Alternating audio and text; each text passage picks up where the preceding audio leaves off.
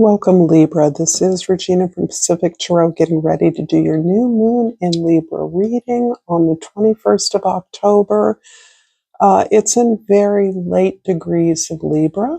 It's really on the cusp of Libra and Scorpio, but interestingly, the next day the sun moves into Scorpio and Neptune moves back into Pisces. In retrograde motion. So this is really emphasizing the deep feelings and dreams that we are using as a form of communication between our various selves. Dreams in my meditation are often ways in which I not only receive and initiate communication with other beings, spirit guides, ancestors, but there are also ways that we are talking to our higher self. And I believe that the emphasis here on relationships is about seeing ourselves, feeling ourselves as new, seeing ourselves, therefore, in all of our relationships with fresh eyes.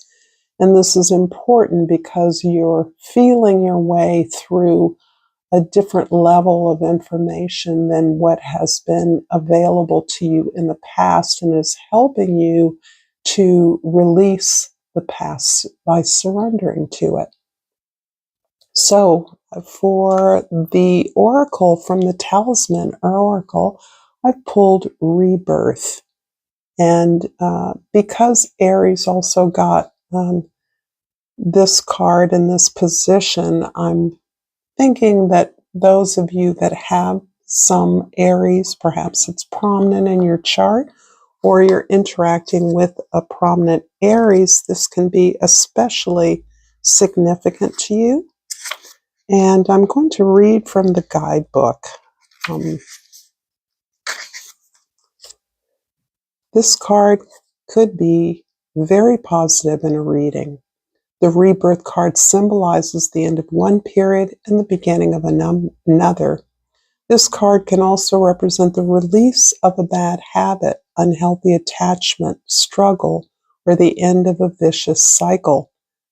The moth is born at the end of the period of painful growth, if you can see the beautiful moth there, and it's now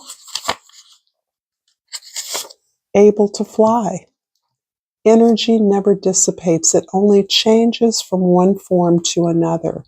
But if you resist leaving behind the old path, you may experience some distress. Try to see the positive energy coming at you and the opportunity you're being given. Leaving something behind and looking back could bring nostalgia and longing for the old days. But the future holds a different role for you. It's time to face it and start your bright new beginning.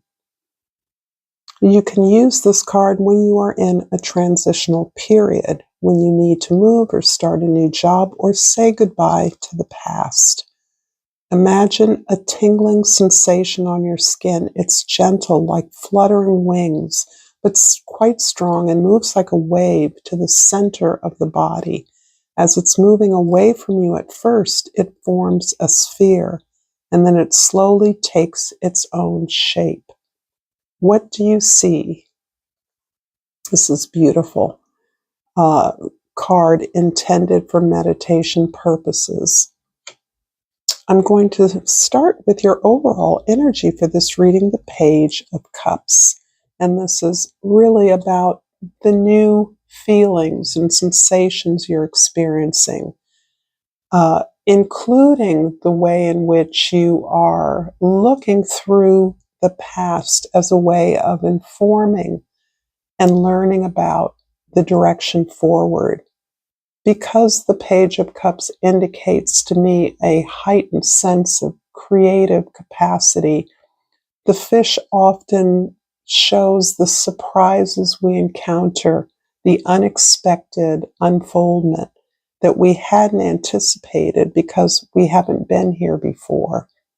And so this absolutely, to me, is a card of releasing and pledging to own your feelings as an honest representation of your higher self. Underneath the deck, the Fool card is about new beginnings and is reiterating this idea that it takes courage. It takes vision for the version of the fool that you're enacting at this point. This is not about pure, unfettered innocence or naivete or gullibility. This is a calculated risk you're taking, one that you have put thought, energy, and effort into formulating. And perhaps you're now gaining the courage to take flight, to step off the cliff. And it can be surprising to others, but it isn't surprising to you. In the present, we have the Eight of Swords. There's a lot on your mind. There are many elements and factors to what it is you're attempting to build for yourself. This is about receiving information, input, opinions, a lot of noise from your environment. And that noise can include the cloudy, even stormy skies that can be a stand-in for the social chaos that we may be experiencing, depending on where you are in the world. This is about your own thoughtful considerations about the most practical way to move forward and how to do so. This can create a sense of anxiety around your next steps. And this anxiety is perhaps the result of trying to take in everything, count every detail, getting lost in the details, when there is a reality that overtakes this anxiety, and that is your powerful intuition. You already know where you're going. Even if you don't know all the details of how you're going to get there, you know where you're going. And this card often encourages us to simply relax in that powerful intuition. Why I mentioned Neptune in the beginning, retrograding back into Pisces is to remind us that we're carrying not only the healing that we have undergone, but the vision of one world, one love, one destiny. In the past, we have the Wheel of Fortune. So I do feel there's already been a large measure of magic in your life. And this magic, I believe, is a way of describing effort that you have put in consistently towards this path that you're on. The actual stepping in to the new version of yourself and its rippling effects on the community that you live in, the relationships that you have. Your growth impacts everything around you. And so this is about really having stood your ground for quite a while when the chips were down, never giving up on a vision of faith, even in yourself, when you weren't clear on what your vision of your contribution would be. And now you're starting or have been experiencing the changing of the table, the turning of the wheel. The wheel is the law. This is Hathor. As you sow, so shall you reap. And so for those of you, and I think it's those that I'm speaking to, have already invested tremendous energy, spiritual energy, into healing, integrity, grace under fire, faith, never giving up on others who are finding the strength that you already have. So you're starting to feel the wheel turn in your experience, and you are now moving into the direct steps of how to move forward, gathering that courage, remembering who you are, remembering who you came here to be. In the future, the Six of Swords. This is the ongoing work of fixing, or not fixing is not a good word, of repairing the chaos that you've been engaged in. You may have been involved in difficult negotiations, a chaotic environment, either work, home, your community, uh, even within your own emotions, your own thoughts are taking you in a myriad of directions, despite the forward, committed motion of your heart. And this is you seeking peace. And more than peace, it is about moving away from the chaos in order to accept the necessity of these challenges. It's almost like moving away from a chaotic home as a young person. We don't lack for love or a commitment to making a contribution to the stability, the security, the joy of our foundation, but we understand as well that we need to establish our own acceptance and understanding that these challenges helped us to be who we are. And so there is, again, an emphasis on relationships, seeking balance, harmony, and peace. I'm going to clarify these cards, past, present, and future, with the Tarot del Toro, which was created by Benicio del Toro, the artist and actor, and a bit of a light-hearted acknowledgement of Samhain, the Celtic harvest festival of the new year, harvest festivals throughout the world, and our ability to recognize and acknowledge the thinning of the veil. Even the talisman, or the seed and sickle oracle, is about dawn and dusk as two distinct periods in any day at which time the veil is so thin that we are easily able to communicate between worlds. The blackbird, the crow, the raven are also symbols of messengers, harbingers from one world to another, life and death. But be clear that there are many other worlds, and the ability to transmit information, share knowledge, gain wisdom from one to the other, or simply stay connected to our ancestors, to the spiritual realms, is part of what I want to lift up in a playful way.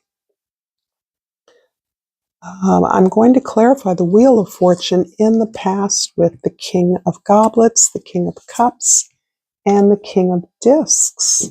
So we have cups and pentacles as emblems of your solid commitment to security and stability. The King of Cups really emphasizes your empathy, your desire to help, your awareness of the various needs of others. Whereas the King of Discs emphasizes your understanding that you need to be grounded in order to produce those specific tools and resources that are needed by others. It's also a way in which you have practiced, exercised, and gained experience in your craft, your career, your profession, so that you have concrete methods to share, not just things to give. This is not about donations. This is about being leader, being a spiritual and pragmatic leader, one who can produce a positive impact on the world, in the real world. And that can also represent a relationship between Two very empowered partners. This seems to me to be a powerful business relationship or partnership. It can be a love relationship, it can be a friendship, but whatever it is, you are able and capable of going through a lot. If you haven't already been through a lot, you're capable of weathering any storm moving forward with this collaborative approach to leadership and building resources, providing leadership to others. In the present, the Eight of Swords is clarified by the Knight of Blades and the Queen of Discs. So we have a King and a Queen of Discs. That is re-emphasizing the idea of a significant partnership again, dependent on your own circumstances. This does indicate a practical, a solid, grounded relationship, one that is focused on productivity. But the Knight of Blades also focuses on the spiritual connection, the spiritual quest for you, the creative experience, the exploration and discovery of new aspects of yourself and your creative abilities. So this is an exciting way in which you can turn away from a lot of the well-intentioned advice of others, the pundits, the editors, the opinion polls, and lean in to what you already have, the gifts that are already a part of your arsenal, and recognize that your greatest desire is to grow that aspect of yourself, of your business, of your life. This is about experiencing the freedom of your creative approach and your comfort with the feelings that your energies gravitate to. In the future, the Six of Swords is clarified by the Knight of Discs, another action card, and the Moon card. Ooh, okay. So we're really gaining more and more courage, more practical tools, perhaps providing more resources to the ability of others to retreat into a state of subconscious awareness. This is the ability to face secrets, to face uncomfortable feelings and emotions. So it looks to me like that's a part of a situation you may be leaving or endeavoring to break with in some way. One in which your willingness to delve into your dreams, unexpected or uncomfortable emotions is really key to the sense of being productive, helping others with literal tools. This can be providing them with healing modalities of any sort. For many of you that are healers, that are advisors, counselors, certainly leaders of some sort or another, perhaps providing a center, a community, a hub where other healers can gather and work, a place for those that are doing this kind of spiritual work, healing, cleansing to come together, and a kind of development, mutual or collaborative development of those resources and supports. This shows an incredible bravery to look underneath the rocks, to look at the experiences of shame, guilt, trauma, to recognize that your experience lends to the healing of more than just yourself, despite your awareness that your healing has a rippling effect on your community. But this takes you to the potential of working as a member of your ancestry so that you are healing generational traumas or cultural wounds that have been experienced by individuals or groups of individuals. This also bears upon the earth because of your own practical, grounded approach and connection to the natural world. You're very aware of not only the damage that we've done to the earth or that we do, but of the ways that the earth is here to heal. The earth and our connection to it provides no end of creative solutions to our human dilemmas.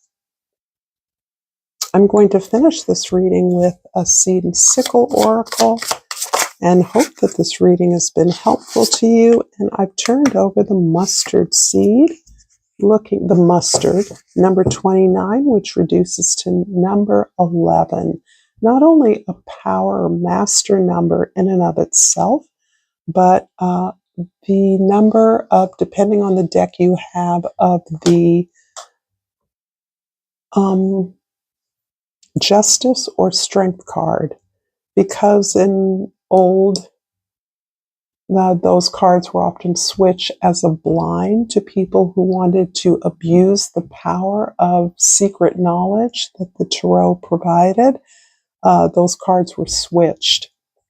And so, depending on your deck, it is either justice or strength, both of which speak to balancing, seeking balance and peace, harmonizing your effort, claiming the reward, the acknowledgement for the work you've done. So I'm going to read Mustard from the Dawn Guidebook. You've mastered the broad strokes. Now it's time to really get into the nitty-gritty of mustard's tiny seeds. Stop looking at the bigger picture and focus on the minutia. Whether it's a project, a problem, or a situation, paying attention to the details will pay dividends. There's skill in being able to flesh out the intricacies of a situation, and that is where you'll really flourish right now. I love it.